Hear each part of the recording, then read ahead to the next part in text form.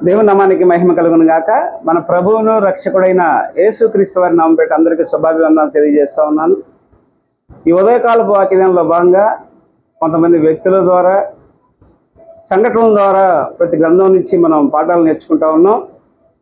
ఈరోజు మరి యూదా రాజు అయిన ఉజ్జియా జీవితం నుంచి మనం పాఠాలు నేర్చుకోవడానికి ప్రయత్నం చేద్దాం. ఉజ్జియా మరి అద్భుతంగా గొప్ప కీర్తి ప్రతిష్టలు సంపాదించాడు. మంచి విజనరీగా మన ఉజ్జియా కనిపిస్తూ ఉన్నాడు. జీవితంలో స్థిరపడ్డాడు. మిలిటరీ వెపన్స్ అవన్నీ కూడా స్థిరపరుచుకున్నాడు. బురుజులు కట్టించుకున్నాడు. ఉజ్జియా మంచి విజనరీగా గొప్ప కీర్తి ప్రతిష్టలు కలిగి మంచి పేరు ప్రఖ్యాతం సంపాదించాడు. జీవితంలో స్థిరపడ్డాడు. మరి ఆ సమయంలో స్థిరపడిన తర్వాత ఉజ్జియాకి మనసును గర్వించి స్థిరపడే సమయంలో జాగ్రత్తగా ఉండాలి. నాశనానికి ముందు గర్వం వస్తుంది కదా. ఉజ్జియా ఆయన గర్వం ఏ స్థాయికి వెళ్ళిపోయిందంటే మరి ఘోరమైన స్థితికి దిగజారిపోయాడు. ఒక వచనాన్ని చదువుకుందాం. 2 దినవృత్తాంతాల గ్రంథం 26వ అధ్యాయం 16వ వచనం. అయితే అతడు స్థిరపడిన తర్వాత అతడు మనసును గర్వించి చెడిపోయాను.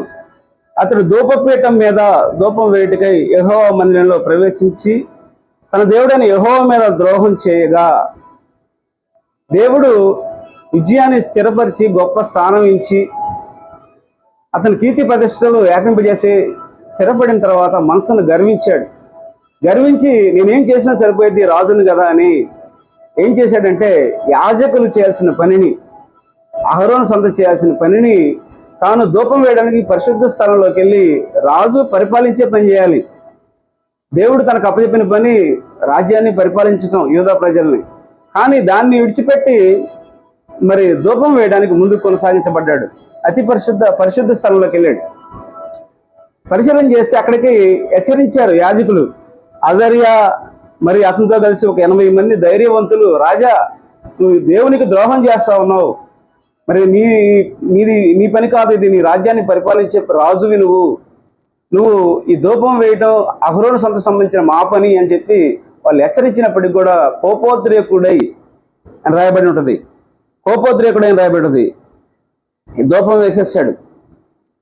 అప్పుడు ఏం జరిగిందంటే 19వ వచనం 3వ లైను, యెహోవా మందిరంలో ధూపపీఠ పక్కన అతడు ఉండగా యాజకులు చూచి ఉన్నప్పుడే అతని నొసట కుష్ఠరోగం పుట్టెను. వెంటనే స్పాట్లోనే మొదట కుష్ఠరోగం పుట్టింది. ఆనాడు కుష్ఠరోగులు వెలివేస్తారు. ఆ మందిరంలో నుంచి రాజు వెలివేయబడ్డాడు. జీవితం చివరి వరకు కూడా మరి మరణించే వరకు కూడా ఇదే కుష్ఠరోగంతో ఆయన బాధపడ్డాడు. దేవుడు స్థిరపరిచిన తర్వాత గొప్ప స్థానంలోకి వెళ్ళిన తర్వాత మరి నేనేం చేసినా సరిపోయింది, నాకు ఒక స్థానం ఉంది, నాకు ఒక అధికారం ఉందని చెప్పి ఏం చేసినా సరిపోయింది అని గర్వించడం ద్వారా ఎటువంటి స్థాయికి దిగజారాడు చూడండి. శాపానికి గురయ్యాడు, వ్యాధిగ్రస్తుడయ్యాడు. జీవితం చివరి వరకు అదే వ్యాధితో బాధపడ్డాడు. ఈరోజు నువ్వు నేను పరిశీలన చేసినట్లయితే జీవితంలో దేవుడు మనకి ప్రత్యేకంగా సృష్టించి నీకు నాకు దేవుడు ఆయన చిత్తంలో ప్రత్యేకమైన పనిని అప్పగించినప్పుడు దేవుడు నీకు ఏ పని అప్పగించాడో ఆ పనిలో నమ్మకంగా ముందుకు కొనసాగించబడాలి తప్పితే స్థిరపడిన తర్వాత నీకు స్థానం వచ్చిన తర్వాత, డబ్బు వచ్చిన తర్వాత, కీర్తి ప్రతిష్టలు వచ్చినాక నేనేం చేసినా సరిపోయిందని చెప్పి మరి నీ ఇష్టం వచ్చినట్లు ప్రవర్తిస్తే దేవుని శాపానికి గురవుతావు. గర్వం నాశనానికి నాంది.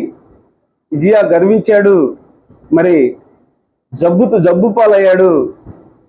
ఆ ఉన్నత స్థానం నుంచి అట్టడుగు స్థానానికి దిగజారిపోయాడు. ఈరోజు నువ్వు నేను పరిశీలన చేస్తే దేవుడు నిన్ను ప్రత్యేకంగా తయారు చేశాడు. దేవుడు నీకు ప్రత్యేకమైన పని అప్పగించాడు. ఏ పనిలో అయితే నీకు దేవుడు అప్పగించాడో ఆ పనిలో నువ్వు స్థిరంగా ఉండి ఆ పని పట్ల నమ్మకంగా ముందుకు కొనసాగించబడాలి తప్పితే గర్వించి మరి నీది కాని పని ముందుకు కొనసాగించి నా ఇష్టం వచ్చినట్టు చేయొచ్చు అనుకుంటే శాపానికి గురవుతావు. ఉజ్జియా జీవితం ద్వారా ఈ హెచ్చరికను మనం మరి తీసుకొని మన జీవితంలో నమ్మకంగా ముందుకు కొనసాగుదాం. దేవుడు ఈ పరిశుద్ధ మాటల వినికిడిలో దీవించి ఆశీర్వదించిన గాక. ఈ ఉదయకాలపు వాక్యాలు కనుక నచ్చినట్లయితే లైక్ చేయండి, షేర్ చేయండి, మరి సబ్స్క్రైబ్ చేసుకోండి. అనేక మందికి ఈ వాక్యం విస్తరించినట్లుగా మీరు కూడా పాలిభాగస్తులు ఉండి. God bless you all. అందరికీ వందనాలు.